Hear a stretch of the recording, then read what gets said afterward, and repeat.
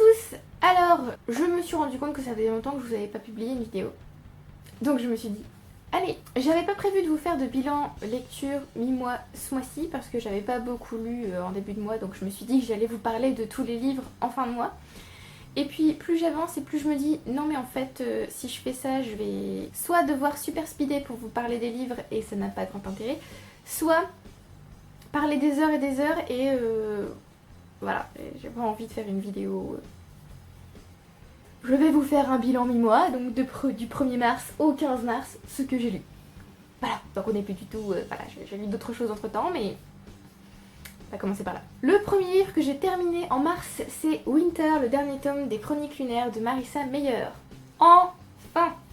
J'avais commencé Cinder il y a très longtemps, je crois que je l'ai noté. Non, j'ai pas noté. Il y a vraiment très longtemps que j'ai commencé les Chroniques lunaires. J'avais adoré Cinder et Scarlett, mais Cress m'avait un petit peu déçue. Pour vous résumer l'histoire, pour ceux qui ne connaissent pas les Chroniques lunaires, dans le tout premier tome on suit Cinder, qui est une mécanicienne cyborg qui vit au Commonwealth, Eastern Commonwealth, donc je sais pas c'est quoi le nom en français. En gros, le premier tome c'est une réécriture de Cendrillon, le deuxième du Petit Chaperon Rouge, le troisième de Réponse et le quatrième de Blanche-Neige. Voilà, donc les 4 héroïnes correspondent aux 4 princesses de contes de fées, on va dire.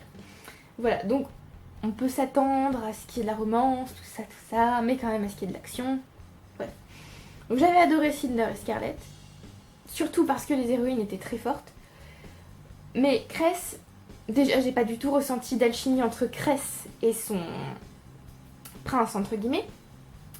J'ai trouvé le tome un peu long comparé aux 2 premiers, puisqu'il était déjà plus gros. Et j'ai attendu très longtemps pour lire Winter parce que ce livre est énorme. Plus de 800 pages, 823 pages pour Winter. Et comme j'avais pas tellement apprécié Cress, je me suis dit, j'ai peur de pas aimer la princesse présentée ici, de pas aimer l'histoire, de pas aimer la romance. Alors, restons calmes. Donc, ce tome, j'ai commencé, je n'ai pas du tout été agrippée par les premiers chapitres, mais alors, pas du tout. Tellement pas que j'ai arrêté de lire pendant un long moment. J'ai lu le deuxième livre que j'ai fini au mois de mars après avoir arrêté ce tome-là. Et puis finalement, le deuxième livre que j'étais en train de lire commençait lui aussi à être lassant entre guillemets. Je vous expliquerai pourquoi quand je passerai à ce livre-là. Mais donc j'ai repris Winter parce que je me suis dit c'est quand même super dommage d'abandonner un 4e tome de série, le tome final, alors qu'on a passé tant de temps à lire toute la série. Donc je me suis dit, il va falloir que tu te forces un tout petit peu, histoire de peut-être passer à un moment où c'est meilleur, mais pas abandonner aussi, enfin je sais pas, j'avais dû lire 100 pages, même pas, j'avais lu 98 pages, sur tout ça quoi. Je me suis dit non, c'est dommage, continue. Et heureusement que je l'ai fait parce que du coup, après ces 100 premières pages, assez, je sais pas, plate peut-être, j'ai vraiment été emportée par l'histoire. Et en fait je pense que si les 100 premières pages ne m'ont pas plu, c'est parce que, honnêtement, ce sont des réécritures de contes de fées. On sait très bien comment la série va finir. Petit 1. Et petit 2, j'ai pas fait attention à ça dans Cinder et Scarlett, sans doute parce que j'adorais les héroïnes, mais à partir de Cress, la romance m'a agacée, parce qu'elle était très mise en avant, et qu'il faut absolument que toutes les héroïnes aient un mec. Mais pourquoi même Iko, dans ce tome, a un potentiel mec. Mais... Non. Alors on peut me dire, oui, mais ce sont des réécritures de contes de fées, donc la princesse doit avoir un prince. Mais j'ai lu des réécritures de contes de fées où la princesse n'a pas forcément de prince. Et c'était pourtant très bien. Voilà. Sinon ce tome est très long. Pour autant, je me suis pas ennuyée parce qu'il y a... Enfin, à part les 100 premières pages du coup. Mais je me suis pas du tout ennuyée parce qu'il y avait de l'action tout le temps. Enfin, il y a aussi un truc qui m'a agacée, mais je sais pas si je peux vous le dire parce que c'est potentiellement un spoiler. Je vais vous le dire quand même, puisque si vous aussi vous vous doutez de comment va finir cette série, vous le savez déjà. En gros, personne d'important ne peut mourir, on est d'accord? Comme dans toutes les séries, il y a... Ça m'a rendue folle. Mais sinon, j'ai beaucoup aimé l'action. J'aime beaucoup le personnage de Levana. J'aime beaucoup le message sur l'apparence. À un moment donné, je me suis dit que c'était peut-être maltraité avec Levana, mais l'auteur, pas se rattrape en fait, mais explique pourquoi ça se passe comme ça pour les Vanna, on va dire. J'ai fait un article sur le blog pour tous ces livres, donc vous trouverez l'explication détaillée, on va dire, pour Winter. Et en fin de compte, j'ai retrouvé au fil des pages, je pense que c'est pour ça, enfin heureusement en fait que ce tome était si long, parce que j'ai retrouvé mon attachement envers les personnages au fil des pages. C'est-à-dire que j'adorais Cinder et Scarlett et du coup j'ai retrouvé l'amour que j'avais pour elles. J'adore aussi Wolf, mais alors les personnages que je n'arrive pas vraiment à apprécier, Cress, Thorn. Voilà, Jacine aussi j'ai un petit peu de mal. Winter je la trouve très sympa, du coup il y a le thème de la folie aussi dans ce tome. Le problème, voilà, on sait que comment ça va terminer, il y a zéro suspense et de l'amour partout. Mais sinon, c'était une bonne série. Donc je pense que je lirai peut-être Stars Above, c'est le recueil de nouvelles qui accompagne la série. Et donc, une saga terminée. Yeah! Une saga que j'ai commencé il y a super longtemps en plus. Donc, pendant le moment où j'en avais un peu marre de Winter et je voulais clairement l'abandonner, j'ai commencé un autre livre que j'ai fini donc après Winter quand je l'ai repris. Fire and Blood, A History of the Targaryen Kings from Aegon the Conqueror to Aegon III de George R. R. Martin, qui a été publié en français chez Pygmalion sous le titre Feu et Sang, tome 1, partie 1, parce que les éditeurs français ont décidé de couper ce tome en deux. C'est-à-dire que vous, ça s'arrête... Je sais plus exactement, je crois que ça s'arrête avant la danse des dragons. Ça s'arrête... après le règne de Jaehaerys Ier, il me semble.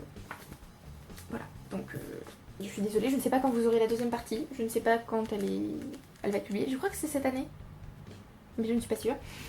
Alors, Fire and Blood, j'ai adoré, mais il y a un gros élément qui m'a pas mal déçue. Donc, c'est peut-être un peu paradoxal, mais bon. Déjà, j'ai adoré parce qu'on suit les Targaryens et que les Targaryens... Voilà, et donc il y a des dragons. Il y a aussi ce tome, enfin cette série est illustrée, si j'arrive à vous... Voilà. Elle est illustrée. Et donc quand je vous avais présenté Mon Dieu. Quand je vous avais présenté le livre la première fois, je vous avais dit que je ne savais pas à qui correspondait qui en fait. Et j'ai compris, ce sont les différents rois, tout simplement. Donc là on a Aegon the Conqueror, et donc après ça part comme ça, pour avoir tous les rois qui se sont succédés. Alors ça c'était génial, puisqu'on en apprend beaucoup plus sur les Targaryens. On voit plus en détail ce qui s'est passé. On retourne à Westeros. J'aime beaucoup comment c'est raconté. Alors, en fait, sur comment c'est raconté, j'ai un petit souci. Donc, je vais garder ça à la fin. J'aime beaucoup l'écriture. Et même la police d'écriture, je trouve qu'elle... Je sais pas, elle rend bien. J'ai aussi aimé retourner à Westeros et surtout à King's Landing pour tous les complots, le suspense, tout ça, ça c'était top. Mais donc, j'ai un problème avec le format. Parce que je m'attendais... Enfin, en fait, j'ai adoré ce format parce que c'est le même que dans The World of Ice and Fire. An Untold History of Westeros, donc comme dans le Trône de Fer, non, Game of Thrones, le Trône de Fer, les origines de la saga. C'est le livre que je n'ai pas, mais que je vais aller vous chercher pour que vous voyez à quoi il ressemble. Donc c'est raconté de la même façon que dans The World of Ice and Fire. Donc c'est-à-dire qu'en fait c'est un maester de la citadelle de Old Town qui nous raconte l'histoire. Donc là, dans celui-là, c'était... Alors ce n'est pas écrit... Je n'ai pas écrit quel est le maester qui est écrit. Mais donc, comme dans The World of Ice and Fire, je ne donne pas de papier pour le poser, Fire and Blood est raconté par un Archmaester de la citadelle, ici Archmaester Gildane. Et donc en gros, c'est un roman... Enfin un roman, non, c'est pas un roman. C'est une non-fiction historique sur l'histoire des Targaryens dans un monde fantastique. Donc, j'ai personnellement trouvé que l'écriture était parfois sèche. Et ce n'est pas du tout aussi fluide que dans A Song of Ice and Fire, donc dans Le Trône de Fer, la première série. La série principale, c'est...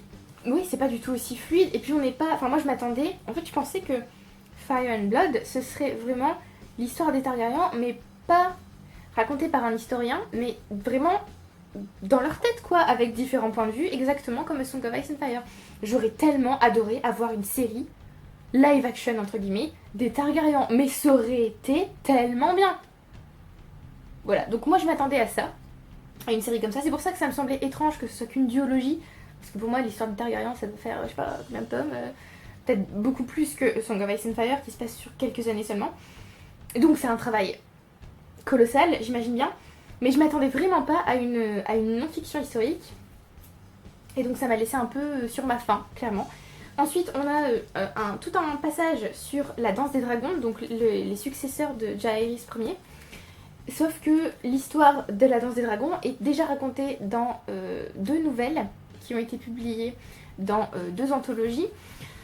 La première, c'est Rogues, donc dans Vorian. Il y a la nouvelle qui s'appelle The King's Brother, donc c'est la nouvelle de George R. R. Martin sur Daemon Targaryen, le frère de Viserys Targaryen, le petit-fils, arrière-petit-fils de Jaehaerys Ier. Et dans Dangerous Woman, la nouvelle The Blacks and the Greens of Princess and the Queen, je crois, qui raconte la rivalité entre Alicent Targaryen et Targaryen Hightower et la princesse Rhaenyra. Donc je savais déjà comment tout se passait, il n'y avait pas du tout de suspense sur la danse des dragons et c'est dommage parce que c'est une des parties les plus intéressantes du livre et que je savais déjà tout.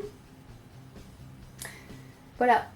Donc je pense que ce livre est extraordinaire, vraiment, il est génial, il montre une maîtrise de l'univers de Martin, c'est un truc de fou parce qu'il a créé un tel univers qui peut écrire des non-fictions historiques sur son monde, enfin, c'est énorme je trouve. D'ailleurs ce livre a été comparé au Silmarillion de Tolkien que j'ai pas encore lu parce que je suis quelqu'un de formidable. Donc franchement c'est génial et j'ai adoré de toute façon. D'ailleurs quand j'ai fini le livre, malgré ma déception que ce soit pas un live action tout ça, quand j'ai eu fini le livre j'étais là non mais maintenant il me faut la suite. Sauf que la suite je sais pas du tout quand elle va sortir puisqu'on s'arrête à la fin du règne d'Aegon II et donc on s'arrête au moment où Aegon III va commencer son règne. Sauf que moi je veux savoir ce qu'il va faire puisque en gros la suite je la connais pas tellement, je connaissais la danse des dragons mais pas le reste. Donc voilà, donc même si vous avez déjà lu The World of Ice and Fire avec le résumé détaillé de l'histoire des Targaryens, là il y a énormément de détails, franchement c'est top.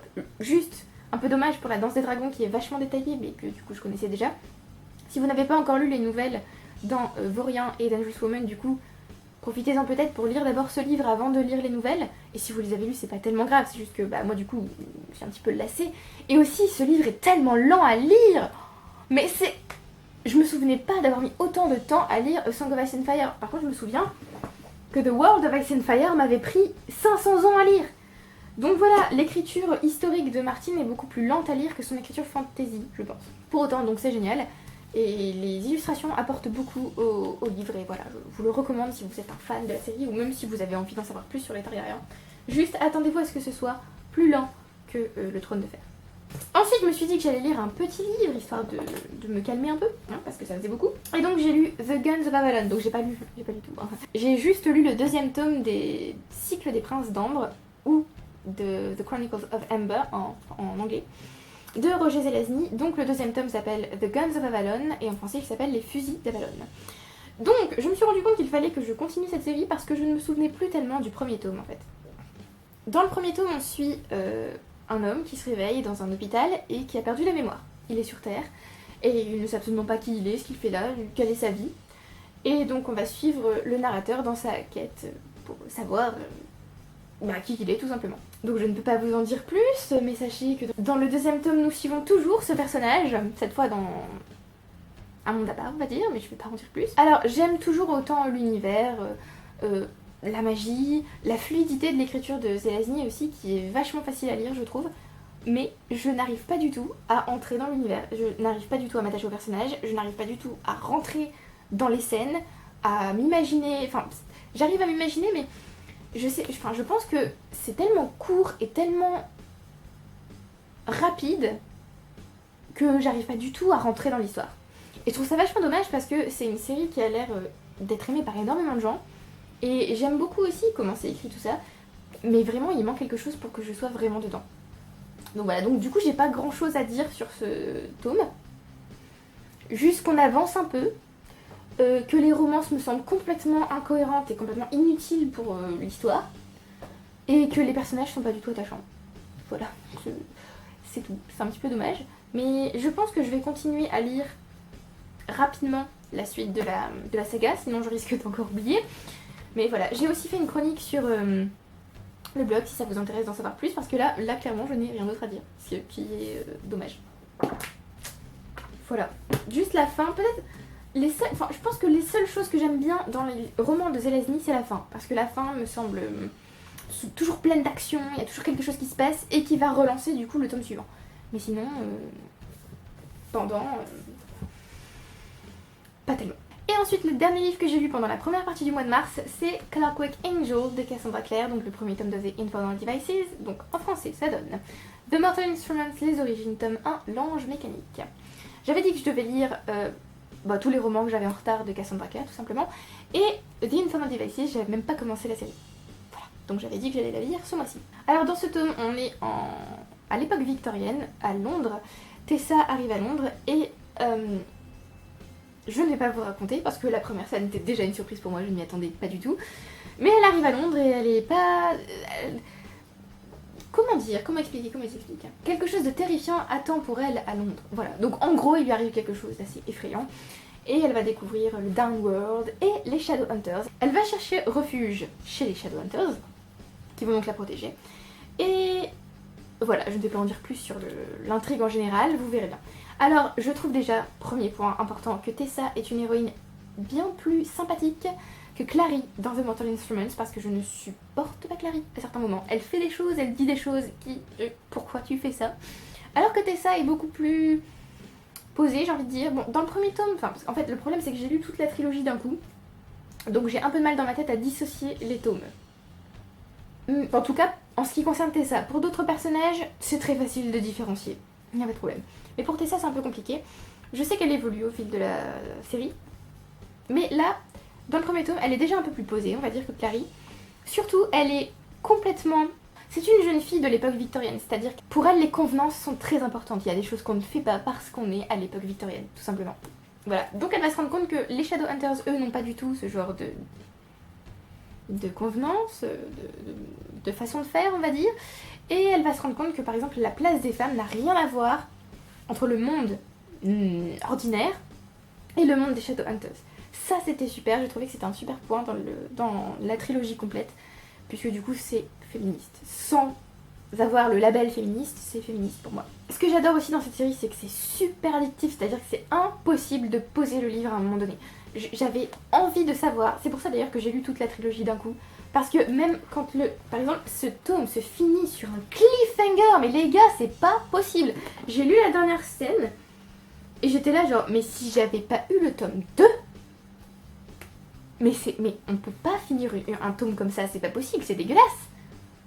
Pareil pour le tome 2, ça ne se fait pas. Super addictif, impossible de poser les livres, du coup je les ai lus super rapidement. Très difficile aussi du coup de sortir de l'univers. J'ai aussi adoré retrouver l'univers du coup des Shadowhunters avec l'Institut. Alors l'Institut, c'est un endroit que j'aime beaucoup, déjà dans The Mortal Instruments, mais là c'est encore mieux je trouve dans The Infernal Devices.